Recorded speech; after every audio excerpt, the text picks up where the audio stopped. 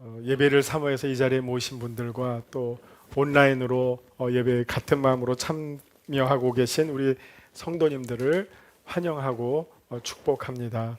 오늘은 503주년 종교개혁 기념주일입니다. 2017년도에 우리가 500주년을 다 함께 아주 성대하게 1년 내내 우리가 종교개혁 기념해를 보냈는데요. 어느덧 이제 3년이 또 지나게 되었습니다. 그래서 오늘 종교개혁 기념주일을 맞이해서 여러분들과 함께 그 종교개혁의 기본 정신을 다시 한번 되새기고 우리가 한번 배우는 그런 시간을 함께 나누고자 합니다. 오늘 본문 말씀이 베드로전서 2장 9절의 말씀인데 이 오늘 본문은 종교개혁 기념일 날 특별히 만인제사장직을 위해서 우리가 꼭 의지하고 참고하게 되는 중요한 말씀입니다. 종교개혁 당시 만인제사장직을 주장할 때 종교개혁자들이 초대교회의 어떤 신앙의 모범을 다시 회복하기 위해서 그들이 의지했던 본문이 바로 오늘의 이 본문이기도 합니다. 그래서 우리는 만인제사장직 이 말에 대부분 익숙해 계신데요.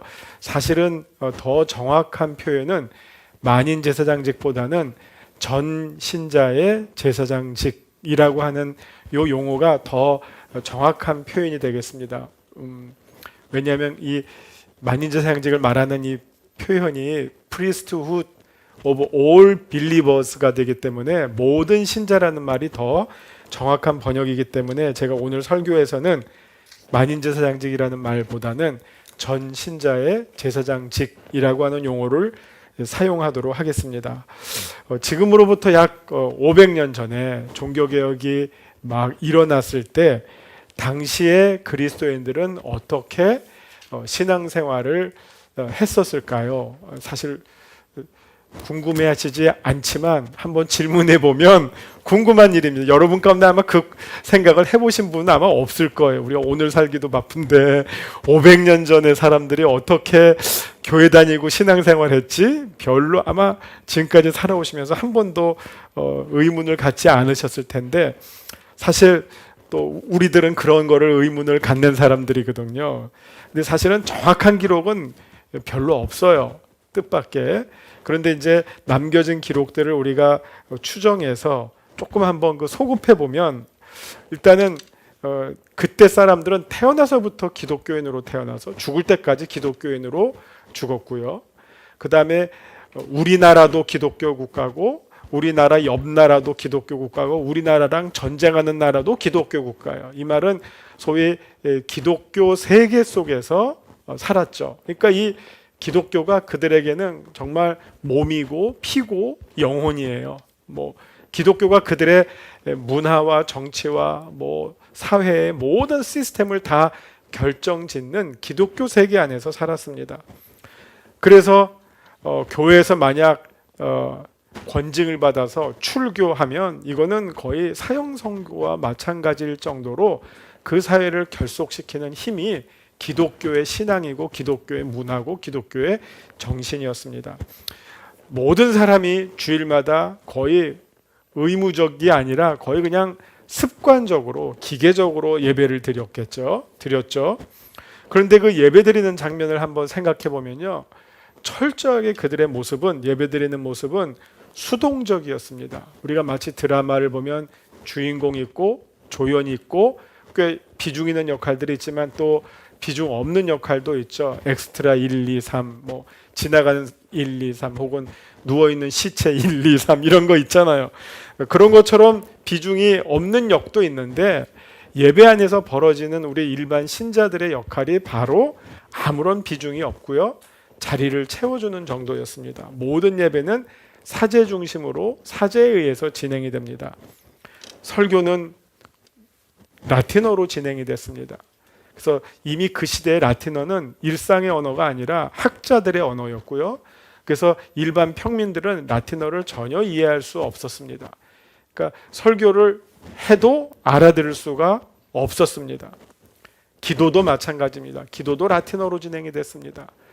기도하는구나 하지 그 기도하는 내용을 알아들을 수가 없었습니다. 또 성찬을 강조했죠. 로마 가톨릭은. 그래서 매 예배 때마다 미사 때마다 성찬식을 거행했습니다. 그러나 성도들에게는 잔이 주어지지 않았습니다. 그러니까 어떻게 보면 반쪽짜리 성찬식만 거행할 수밖에 없었습니다.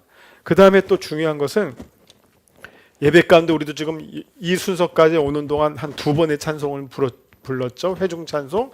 당시에는 회중 찬송이 없었습니다. 그러니까 찬송은 뭐 수사들이 나와서 그레고리안 찬트 이렇게 쫙 아주 뭐 그것도 또 라틴어잖아요. 그렇게 쫙 하는 거 외에는 회중들은 그냥 가만히 있다가 요거 전병 나눠주면 그거 먹고 이렇게 하고 가는 게 예배에 참석하는 것이 전부였습니다. 설교도 못 들었죠. 기도도 못 알아들었죠. 성찬식도 반쪽이었죠. 찬송도 부를 수가 없었죠. 예배는 철저하게 사제 중심으로 진행이 되다 보니 일반 신자들은 구경꾼에 불과했습니다. 이때 시작된 종교개혁은 크게 보면 타락한 로마 천주교회를 개혁시키는 것이었지만 그 교회를 개혁시키기 위해서 종교개혁자들이 아주 집중했던 부분이 예배의 개혁이었습니다.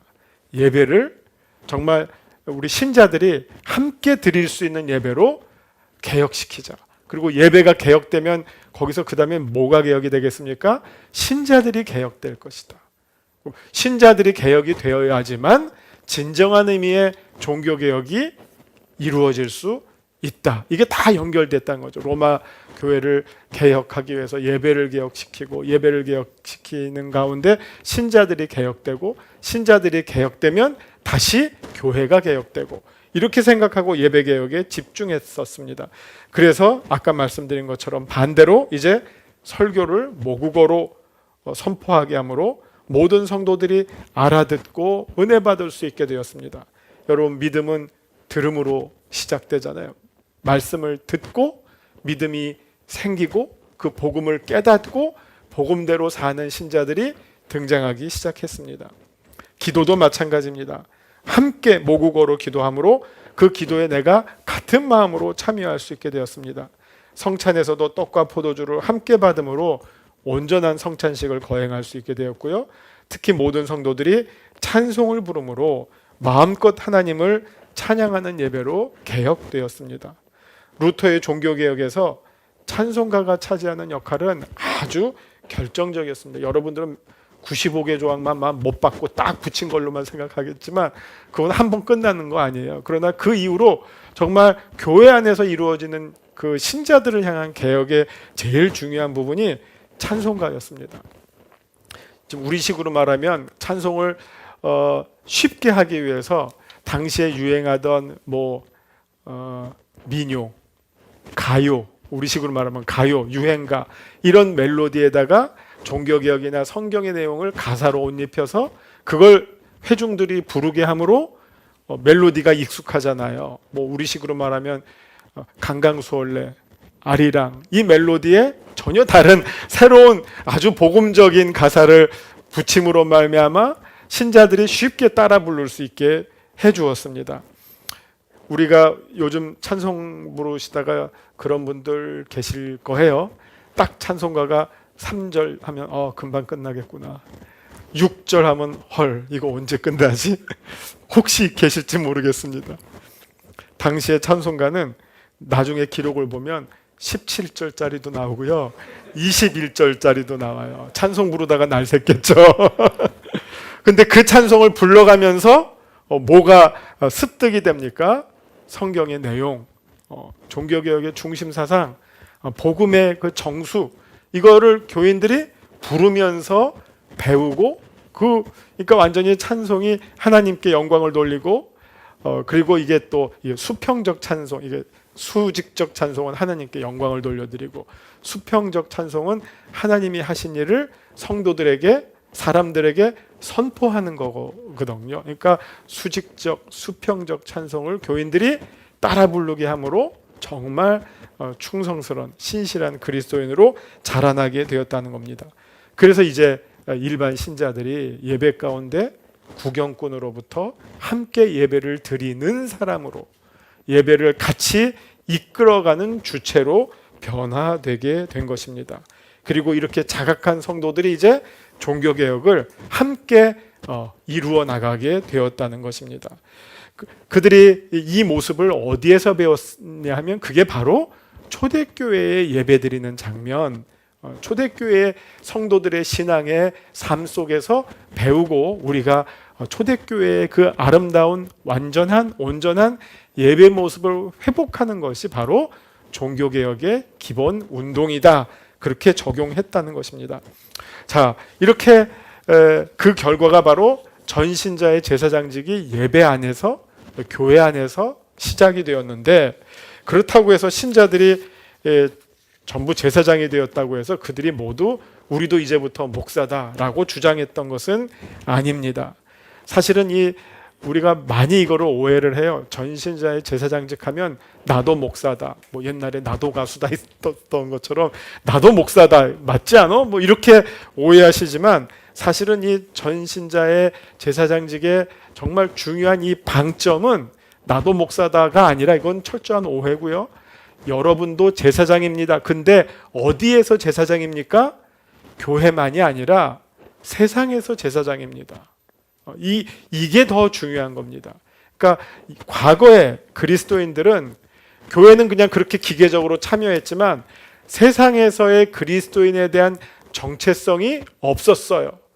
그냥 뭐 태어나서 그냥 농부로 사는 것이고 뭐 작은 기술 배우면 그거 하나 가지고 뭐 대장장이로 사는 것이지 뭐 노예로 살면 그냥 그렇게 사는 것이지 별다른 자기가 하는 이 세상의 일에 대한 특별한 의식이 없이 그냥 운명처럼 그냥 어떻게 보면 뭐 신세 타령하면서 그렇게 이 세상에서 뭐 부속품처럼 살아왔었다고 합니다. 그런데 종교개혁이 준, 특별히 전신자의 제사장직이 준 아주 중요한 내용은 여러분들은 교회 안에서뿐만 아니라 가정과 세상 안에서 제사장입니다 하는 것입니다. 그래서 그들이 세상 안에서 하는 역할과 그 하는 일들이 철저하게 다시금 정리가 되었다는 것입니다. 여러분들이 이 세상에서 무엇을 하든지 간에 뭐 농부로 사시든지 공무원으로 사시든지 교사로 사시든지 또 뭐가 있을까? 뭐 기술자로 사시든지 무슨 일을 하든지 간에 그 일이 하나님께서 여러분들을 이 세상 가운데 제사장으로 세워주신 아주 소중한 하나님으로부터 부여받은 직무입니다. 다시 말하면 그 일이 곧 성직입니다. 라는 이 내용이 바로 전신자의 제사장직이라고 하는 이 가르침 속에 담겨 있었습니다. 종교개혁 이전의 그리스도인들은 단지 교회의 구성원에 불과했고요. 이 사회에서도 자기가 하는 일에 대한 규정이 없었습니다. 그러나 이 세상에서 하는 일이 바로 하나님께서 불러주신 소명이라고 하는 그 자각을 하게 됨으로 말미암아 자기가 무슨 일을 하든지 간에 그 일이 곧 하나님께서 맡겨주신 제사장으로 맡겨주신 성직이다라는 생각을 하게 되니까 자기가 하는 일에 대한 마음가짐이 달라지게 되었다는 것이죠. 감사함으로 적극적으로 소중하게 그 일을 하게 되다 보니까 이 사회가 막 변화되기 시작했어요. 자기가 하는 일들을 적극적으로 정말 이게 하나님으로부터 부여받은 일로 받아들이고 그 일을 하는 사람들이 그리스도인들로 바뀌어지게 되니까 그 일들을 통해서 사회가 변화되기 시작됐다는 것입니다. 그래서 어떤 변화가 일어났느냐? 이 사회학자들이 말하기를 그래서 이 프로테스탄트의 정신과 자본주의가 등장하게 된 데는 밀접한 연관성이 있다. 이게 이제 막스 베버라고 하는 사회학자가 한 말이고요. 넓게 보면 이게 단순히 경제 구조뿐만 아니라 산업화 그리고 정치 민주화. 왜냐하면 전신자의 제사장직은 사제 중심의 특권 계급으로부터 일반 평신도 중심의 수평 계급, 민주적 사상으로 교회의 어떤 구조를 바꾸는 거거든요. 쉽게 말하면 교회의 민주화였습니다. 이 교회의 민주화가 교회로부터 점점 사회로 확장돼 나가서 마지막에는 정치의 민주화로 연결이 되는 것이죠. 절대 왕정 체제로부터 시민민주주의로 바뀌어지게 되는 그 핵심에는 전신자의 제사장직이라고 하는 아주 중요한 민주적이고 수평적인 이 사고가 적용이 되게 된 것입니다. 그런데 종교개혁자들이 전신자의 제사장직이라고 하는 이 중요한 가르침을 얻은 곳이 바로 아까 우리가 오늘 본문에서 본 베드로전서 2장 5절과 9절 그리고 요한계시록의 1장 6절을 보면 여러분들이 제사장입니다 라는 어떤 선언적 의미가 나오고 있고요.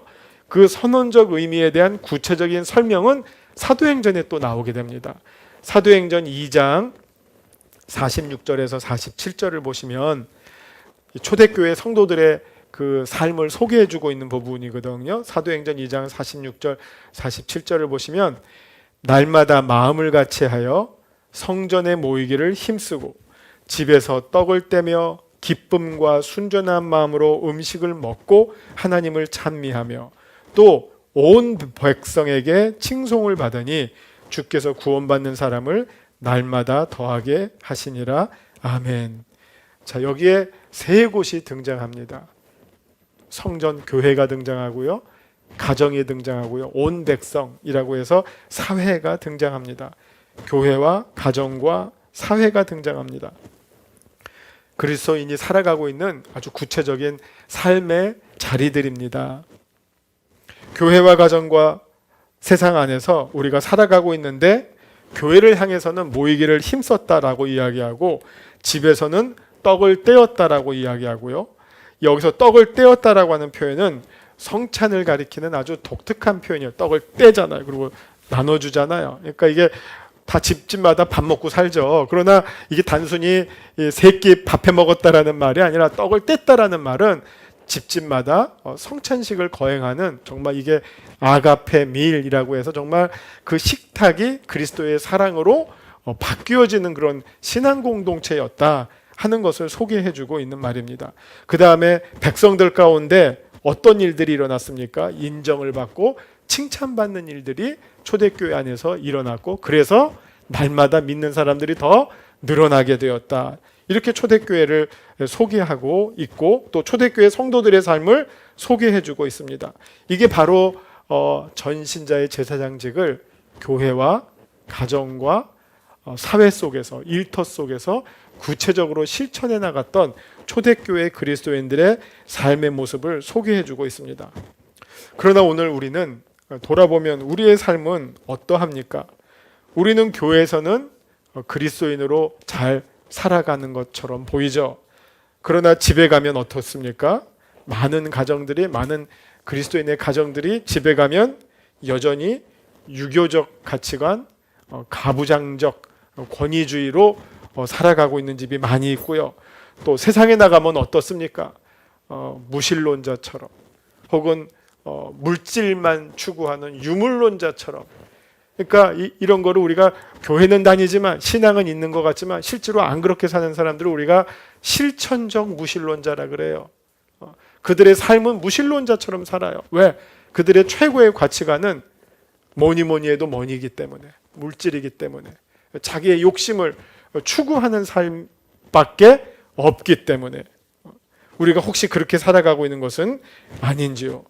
그렇다면 우리는 교회에서만이 제사장이 아니라 가정에서도 세상에서도 제사장으로 살아가는 것이 반드시 요구된다는 것입니다. 올해 광성교회에서 기회라는 말을 자주 쓰시죠. 어디 주보에도 나와 있어요. 기회가? 제가 기회를 아주 반복해서 강조한다는 말씀을 제가 목사님으로부터 들었습니다. 그래서 그 기회가 남다른 기회자죠. 기가 기본으로 돌아가자의 기자, 회가 돌아가자, 맞죠? 기본으로 돌아가자. 그러면 기본으로 돌아가자라는 말의 그 기본이 어디에 나와 있습니까? 성경에 나와 있습니다. 성경 어디에 나와 있습니까? 우리들의 삶과 관련돼서는 초대교회 성도들의 삶, 정말 이 복음에 열정적으로 감동받아서 그 복음에 의해서 움직여졌던 삶, 성령님이 주도하시는 삶을 따랐던 그 초대교회 그리스도인들의 삶의 모습으로 우리가 돌아가는 것이 참신자의 모습이고 오늘날 이 위기의 시대를 헤쳐나가는 믿음의 지혜고 능력이다. 그래서 기회라는 말을 쓰고 있다고 들었습니다. 우리가 돌아갈 모습은 초대교회 성도들의 그 온전하고 복음에 사로잡혔던 성령에게 이끌림을 받았던 그런 모습입니다. 그거를 종교개혁 시대의 언어로 다시 표현하면 그게 바로 전신자의 제사장직이라고 하는 표현입니다. 교회에서도 열심히 목회자들과 함께 동역을 하고, 또 세상에서는 충실한 제사장직을 감당해 나가고, 또 가정에서도 온 식구들이 더불어 믿음으로 정말 화목한 가정을 이끌어가는 것, 이것이 전신자의 제사장직의 바른 모습이라고 하겠습니다. 올해 우리는 뜻하지 않은 코로나 사태로 정말 전 세계가 고통을 겪고 있습니다. 우리 자영업 하시는 분들, 기업 하시는 분, 또 제가 어떻게 우연히 지금은 저기 우신으로 갔지만 여행사 하시는 분을 알아요. 제가 여행사들 얘기 나올 때마다 딱 떠오르더라고. 얼마나 힘들까. 뭐 제가 주변에 있는 여행사 하시는 분들 뭐 돌파구가 안 보이잖아요. 시간은 너무 길어지고, 이제는 여행은 안 가고 뭐 다 뭐 차박, 캠핑, 뭐 다른 스타일의 여행으로 바뀌고 있으니까 여행사들이 끼어들 틈이 지금 없는 이런 어려운 상황입니다. 일반 뭐 소상공인들 대부분 어렵죠. 그리고 특별히 교회마저도 어떻게 보면 직격탄을 맞이했다고 볼 수밖에 없죠. 우리는 아직까지도 광성고등학교 못 들어가고 이제 다음 주에야 제한된 수가 이제 겨우 들어갈 수 있게 됐다고 제가 들었습니다. 우리가 그러면서 우리가 지금 우리들의 어떤 신앙생활을 돌아볼 때 이제는 교회 중심으로만 모였던 것으로부터 정말 어쩔 수 없이 정말 우리의 신앙의 어떤 무대를 교회와 가정과 일터로 확장시켜서 적용해 나갈 수밖에 없는 그런 상황을 맞이하게 되었습니다. 그러나 이것이 또한 다른 의미에서 기회가 된다는 것입니다. 우리가 어떻게 보면 저는 이거를 신앙의 포트폴리오라고 말씀드리고 싶어요. 그냥 균형 딱 포트폴리오 아시죠? 이렇게 안전으로 이렇게 과거에는 교회에만 몰빵을 했다면 이제는 교회, 가정, 일터, 우리가 근데 이게 3분의 1씩이 아니라 100씩이에요. 교회에도 100, 가정에서도 100, 일터에서도 100. 이런 어떤 신앙의 포트폴리오가 우리에게 이제 점점 더 절실하게 요구된다. 그런 말씀을 드리고 싶습니다. 온전한 우리가 제사장으로 살아가는 모습이 교회 안에서뿐만 아니라 가정과 일터에서도 이제는 우리가 적극적으로 책임을 갖고 살아가야 할 때가 이르게 되었다. 여전히 우리는 초대교회 성도들처럼 교회 중심으로 모일 수만 있다면 또 계속 모여야 되겠습니다. 100입니다. 그러나 가정에서도 100이고요. 사회 안에서도 우리가 맡을 제사장직의 직무를 충실하게 감당하도록 노력해 나가야 할 것입니다. 교회 안에서만 그리스도인이 아니라 가정에서도 주님을 모시고 믿음 위에 든든히 서 있는 가정을 이루는 것이야말로 전신자의 제사장직의 가장 중요한 첫걸음이고, 나아가서 세상 안에서 맡겨진 사명을 감당하는 것이야말로 세상에서의 제사장으로 살아가는 귀한 모습인 것입니다. 루터가 1517년에 95개 조항 막 이렇게 꽝꽝꽝 못 받고 했지만요, 그걸로 종교개혁이 끝나는 건 아니죠. 그 다음에 계속 그 팔로우업이 돼 나가야 되잖아요. 근데 그래서 1526년에 독일 미사라고 하는 책을 씁니다. 근데 제목은 아주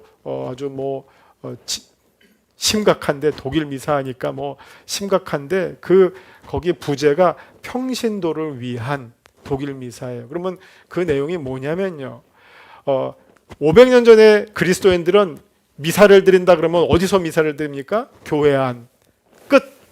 그러나 루터가 독일 미사라는 책을 쓸 때는 집에서 주중에 가족들이 드리는 예배의 모범을 쉬운 독일 말로 가정 단위로, 가정 예배를 위한 예배 안내서를 쓴 게 독일 미사라는 거예요. 그러니까 종교 개혁은, 교회 개혁은, 신자들의 개혁은 주일날 교회 한 번으로 와서 예배드리고 끝나는 것이 아니라 주중에 가정에서 온 식구들이 예배를 드릴 수 있게 하고, 그 예배가 가정에서 생활화가 되고 생활이 예배가 되고, 이것이 종교개혁을 성공으로 이끌 수 있는 참 신자들의 종교개혁이다.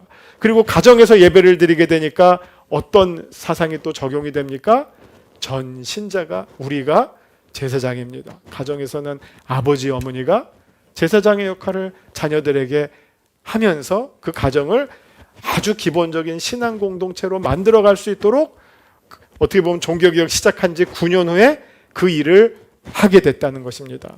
이게 바로 전신자의 제사장직을 어떻게 구체적으로 교회뿐만 아니라 교회 안에서는 예배개혁을 통해서, 가정개혁을 통해서, 그리고 사회 안에서는 이 교회의 바빌론 포로라는 책을 통해서 여러분이 무슨 일을 하건 그것이 곧 성직이고 제사장직입니다. 하나님께서 맡겨주신 귀한 사명입니다. 여러분이 있는 곳에서 우리 오늘 본문에 나오는 것처럼 우리를 불러주신 이의 아름다운 덕을 선포하는 일이 여러분에게 주어졌습니다. 고로 여러분들은 세상의 제사장입니다. 라는 이 중요한 종교개혁의 기본 정신을 진작시키고 널리 알렸다는 것입니다.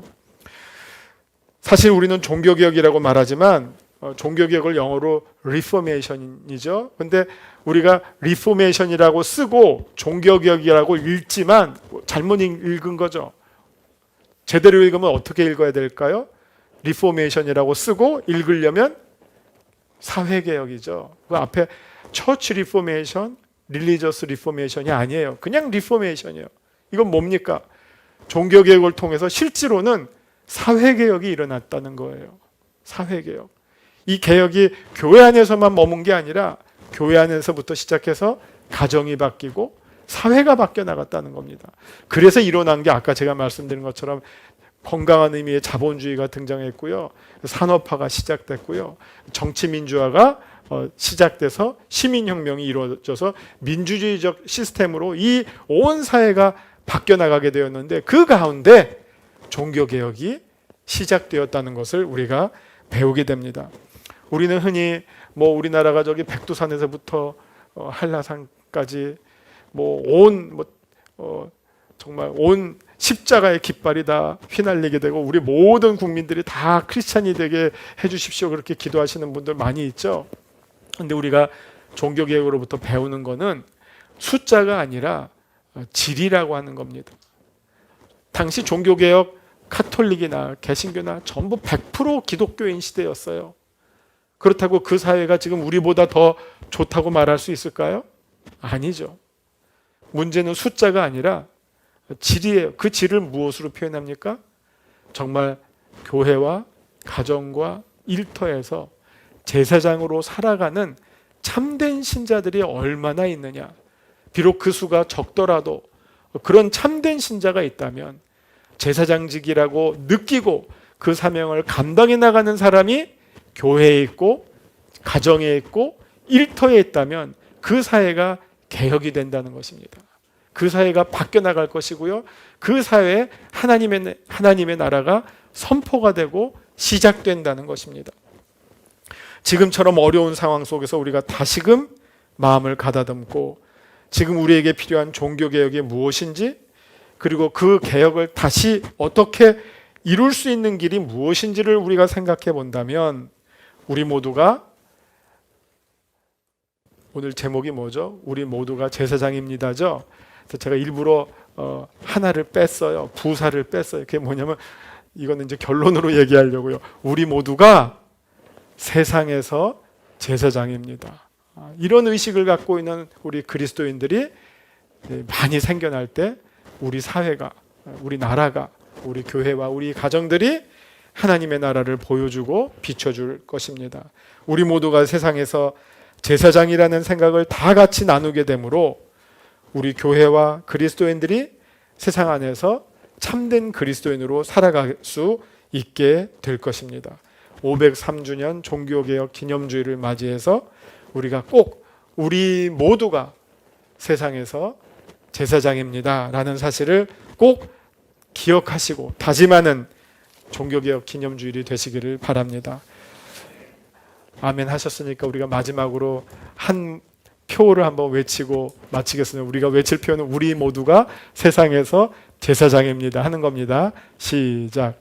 우리 모두가 세상에서 제사장입니다. 아멘. 기도하시겠습니다.